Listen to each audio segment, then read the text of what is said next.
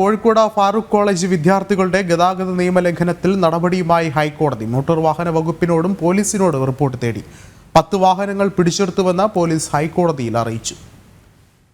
രേഷ്മ ബാബു ചേർന്നുണ്ട്. രേഷ്മ, എന്താണ് ഏറ്റവും പുതിയ വിവരങ്ങൾ പുറത്തുവരുന്നത്? വിഷ്ണു, നഗ്നമായിട്ടുള്ള ഗതാഗത നിയമലംഘനം ഫറൂഖ് കോളേജിലെ വിദ്യാർത്ഥികൾ നടത്തിയെന്നതിന്റെ അടിസ്ഥാനത്തിലാണ് ഇപ്പോൾ ഹൈക്കോടതി നടപടി സ്വീകരിച്ചിരിക്കുന്നത്. മോട്ടോർ വാഹന വകുപ്പിനോടും അതോടൊപ്പം തന്നെ പോലീസിനോടുമാണ് ഹൈക്കോടതി റിപ്പോർട്ട് തേടിയിരിക്കുന്നത്. 10 വാഹനങ്ങൾ നിയമലംഘനവുമായി ബന്ധപ്പെട്ട് പിടിച്ചെടുത്തതായിട്ടാണ് ഹൈക്കോടതിയിൽ പോലീസ് വ്യക്തമാക്കിയിരിക്കുന്നത്. ഓണാഘോഷത്തിന്റെ ഭാഗമായിട്ട് സെപ്റ്റംബർ 11-നായിരുന്നു ഇത്തരത്തിൽ പൊതുനിരത്തിൽ വാഹനങ്ങളുമായിട്ടുള്ള അഭ്യാസ പ്രകടനം ഫറൂഖ് കോളേജിലെ വിദ്യാർത്ഥികൾ നടത്തിയത്.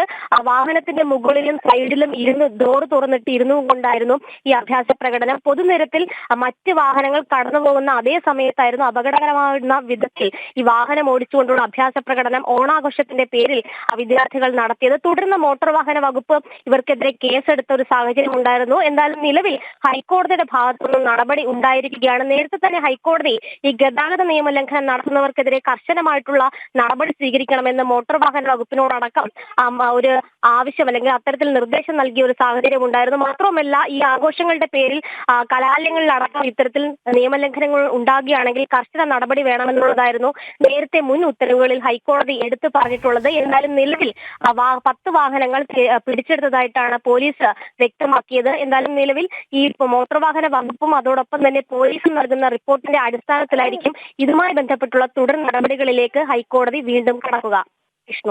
രേഷ്മയാണ് വിവരങ്ങൾ നൽകിയത്.